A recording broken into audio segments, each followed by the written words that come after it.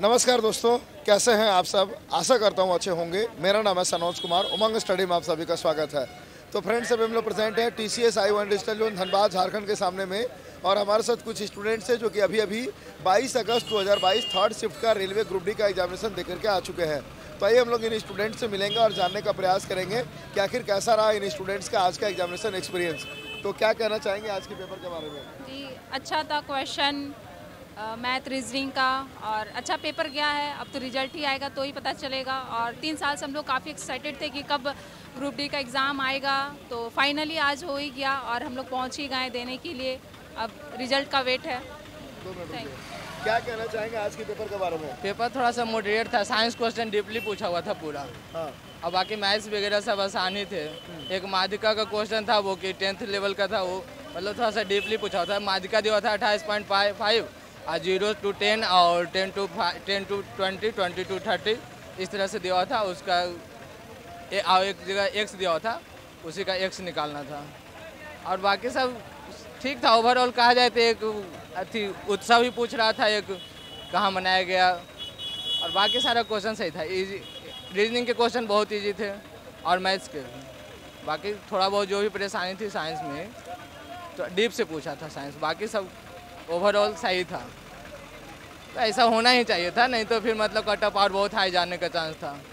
तो हम कहेंगे कि पेपर सही था। तो आपने कौन सा जॉब से फॉर्म भरा है? जी हाजीपुर। जी शायद अच्छा, आपने कौन सा जॉब से फॉर्म हाजीपुर। भरा? हाजीपुर। आपने कितना अटेम्प्ट किया? 65, कितने सही हो जाएंगे? 58। 58। आपने कितना अटेम्प्ट किया? 98 की, कितना सही हो जाएगा? लगभग 85 प्लस एक्यूरेसी होगा। 85% प्लस। 85% प्लस। ठीक है। आप ये बताइए, आज कौन सा सेक्शन सबसे ज़्यादा आसान लगा आपको? जी, रीजनिंग थोड़ा सा, करंट अफेयर थोड़ा सा लगा टफ, और रीजनिंग अच्छा था। जीएस भी अच्छा था। मैथ में थोड़ा सा लगा, इसमें से एक दो हम पूरा कंफर्म नहीं है कि सही है भी या नहीं। हाँ, ठीक है। 2 मिनट रुकिए। क्या कहना चाहेंगे आज के पेपर के बारे में? सर, क्वेश्चन कुछ पता नहीं चलता है। जब पढ़ने जवाब नहीं किया है, हाँ उलट पुलट क्वेश्चन आया है। हाँ। कुछ समझ में नहीं आया है question. Last question, mock test वगैरह से कुछ हेल्प हो रहा है?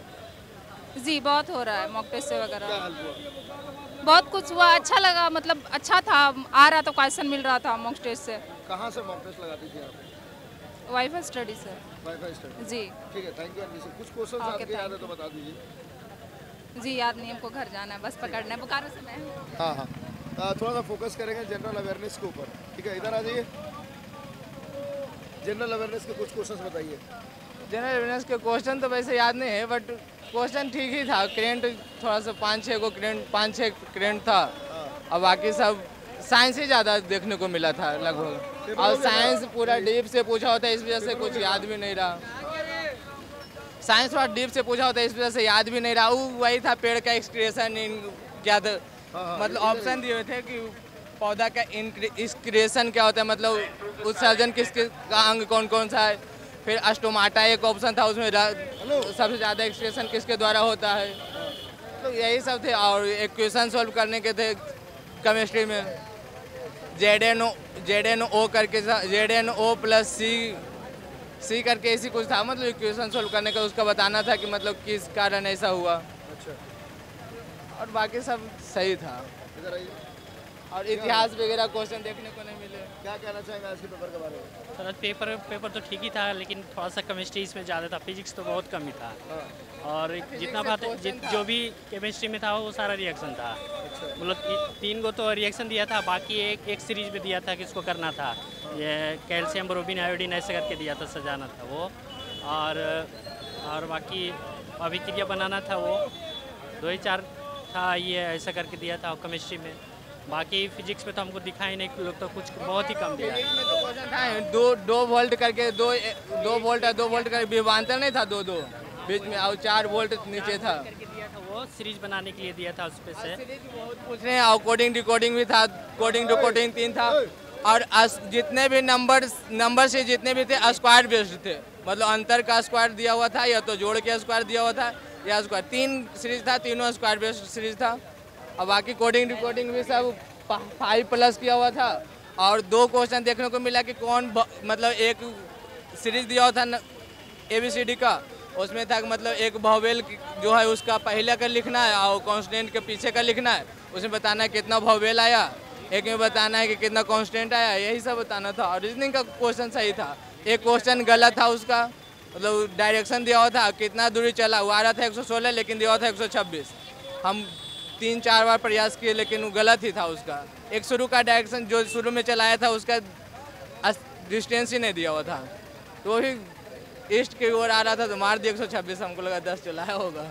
बाकी सब देखिए, बाकी सब करंट अफेयर का एकदम कॉमनवेल्थ है इन लोग के कहाँ हुआ ये था, और कॉमनवेल्थ कहाँ हुआ नहीं था। हाँ पैरालंपिक ये था, पैरालंपिक कहाँ हुआ जो था, कॉमनवेल्थ कहाँ था नहीं। पैरालंपिक पहली बार इंडिया में कहाँ कराया गया जो था, शायद पंजाब में कराया गया था, जैसा हमको रिकॉर्ड, पंजाब या हरियाणा जैसा हमको याद आ रहा था। लेकिन और एक था चोरा चोरी कांड कब हुआ वो था, और अथी सा था क्या सिविक से था, ये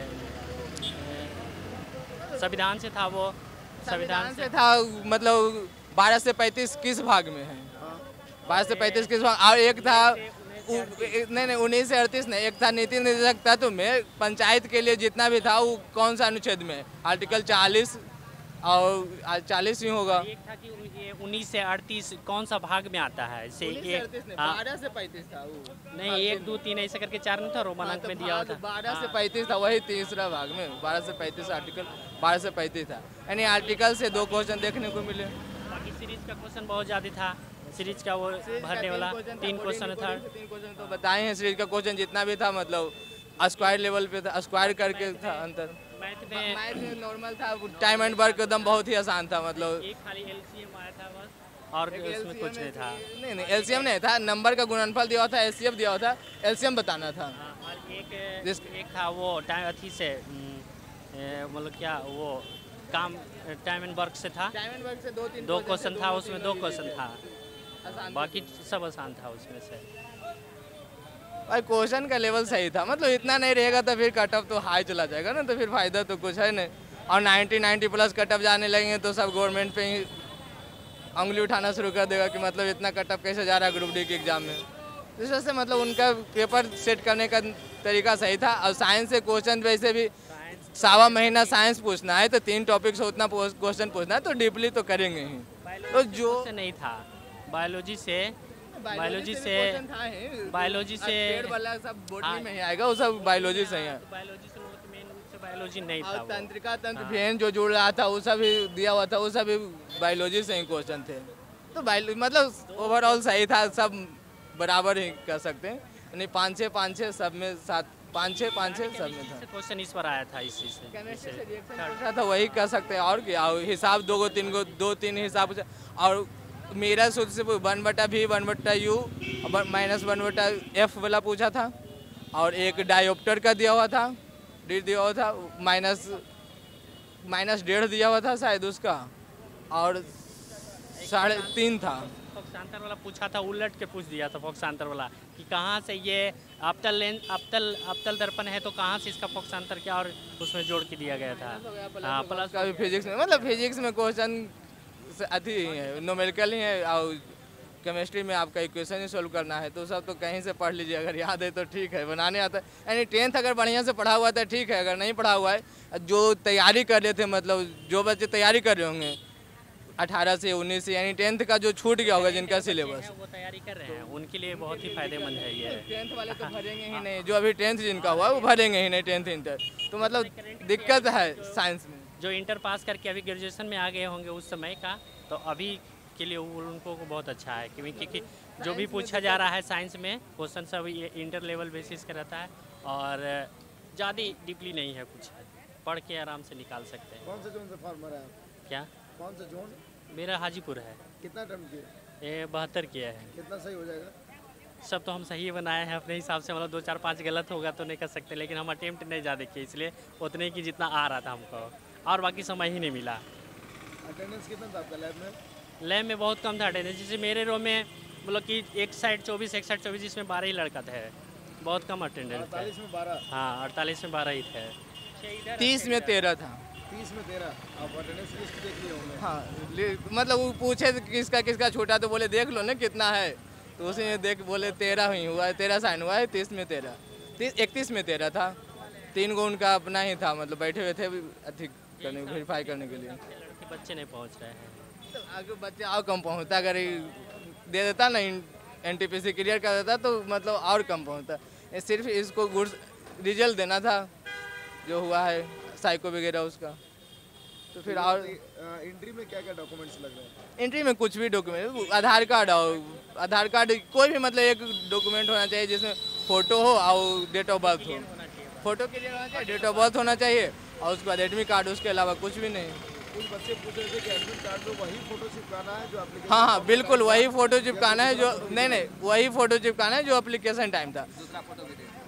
दूसरा फोटो भी चलता है, मैंने दूसरा फोटो दिया था। चेहरा साफ साफ दिखना चाहिए, वो फोटो वो मांग रहे हैं बस। ये जरूरी नहीं कि वही फोटो चाहिए। कुछ बच्चों का समान क्वेश्चन था कि एडमिट कार्ड में नाम कुछ और है और आइडेंटिटी कार्ड में नाम कुछ और है, तो नहीं होने देगा, पॉसिबल नहीं, तो वो नहीं जाने देंगे, फिर नहीं जाने देंगे। ये एक तो देखें एक डेट ऑफ बर्थ थी, मिस्टेक था, लेकिन तो मेरे बगल में ही था, लेकिन वो था दूसरा, हाँ आधार कार्ड पे दूसरा था और ये एडमिट कार्ड पे दूसरा था डेट ऑफ बर्थ, तब पर भी थे वहाँ पे। नहीं पैन कार्ड में जो आधार कार्ड में था वो पैन कार्ड, जो एडमिट कार्ड में था वो पैन कार्ड में वो था, तो इसलिए जाने दिया एडमिट उसको। कार्ड में वो गलत था और आधार कार्ड पे था वो, तब देखे दे रहे थे वहाँ मैच करना चाहिए डॉक्यूमेंट से, कोई भी एक मैच करना चाहिए जिसमें आपका फोटो हो और डेट ऑफ बर्थ हो। नहीं रहेगा तो जाहिर सी बात है जाने नहीं देंगे। फिर अगर नहीं है तो फिर आपको 10th का सर्टिफिकेट लेकर आना होगा डेट ऑफ बर्थ वेरिफिकेशन के लिए।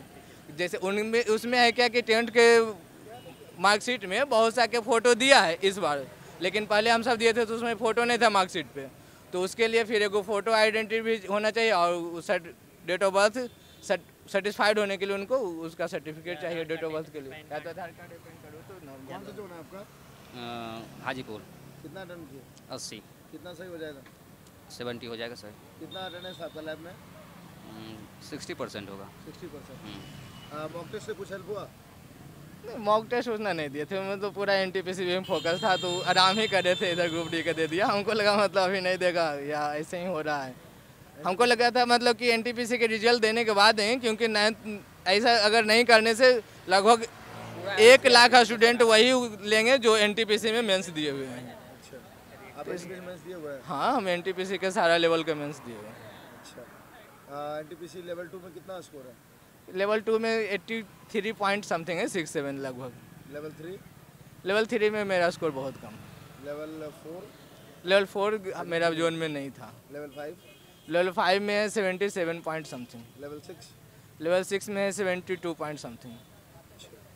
मॉक टेस्ट वगैरह से कुछ हेल्प हो रहा है? जी मैं NCERT बुक सिर्फ पढ़ता था। मॉक टेस्ट हाँ से कुछ help? बिल्कुल हो रहा है मॉक टेस्ट से। कहाँ से मॉक टेस्ट लगाते थे? ये मॉक टेस्ट आपका भी देखे, उमंग स्टडी से भी देखे थे हम, और बाकी लोग अपने बुक से और ये क्या अनअकैडमी वाला मॉक टेस्ट आता था उससे भी लगाते थे। तो जिन बच्चों का एग्जाम बचा हुआ उनके लिए क्या फाइनल मैसेज है? NCERT से फिजिक्स के NCERT 9th 10th पूरा वहीं से आ रहा है। मतलब कि 11-12 अच्छा से पढ़ लेंगे तो सब निकल जाएगा, एकदम क्लियर हो जाएगा। साइंस उसी में से साइंस, उसका साइंस 3-4 क्वेश्चन। हाँ NCERT के जो भी बुक है ना उसमें साइंस पढ़ लेंगे तो ठीक है। ज़्यादा करके केमिस्ट्री, ये साइंस का पोर्शन है वो, उसमें से केमिस्ट्री 9th 10th का NCERT फिजिक्स पूरा वहीं से न्यूमेरिकल आ रहा है। NCERT या कोई भी मतलब 9th 10th का बुक पढ़ लेंगे वो फ़ायदा करेगा, बाकी कुछ पढ़ने से कोई फ़ायदा नहीं है। ठीक है, चलिए, thank you and wish you all the best. एक मिनट इधर आ जाइए। आप बता रहे थे कि उमंग स्टडी से आपकी कुछ हेल्प हुई थी? हाँ उमंग स्टडी से मतलब जानकारी सारा वहीं से मिला था, मतलब क्या होने वाला है, क्या होगा, मतलब ये सब जानकारी उनसे, नोटिफिकेशन वगैरह उसी से मिला था, तो उससे हेल्प हुआ था नोटिफिकेशन जानने के लिए और कुछ। Thank you wish you all the best. तो फ्रेंड्स ये हम लोगों ने आपके लिए 3rd शिफ्ट का एग्जामिनेशन रिव्यू लाया। हम लोगों ने रेलवे ग्रुप डी के स्टूडेंट्स के लिए एक स्पेशल PDF तैयार किया है जो कि स्टूडेंट्स के लिए बहुत ही ज़्यादा हेल्पफुल साबित हो रहा है एग्जामिनेशन में। हमारा व्हाट्सएप नंबर है 9955364944।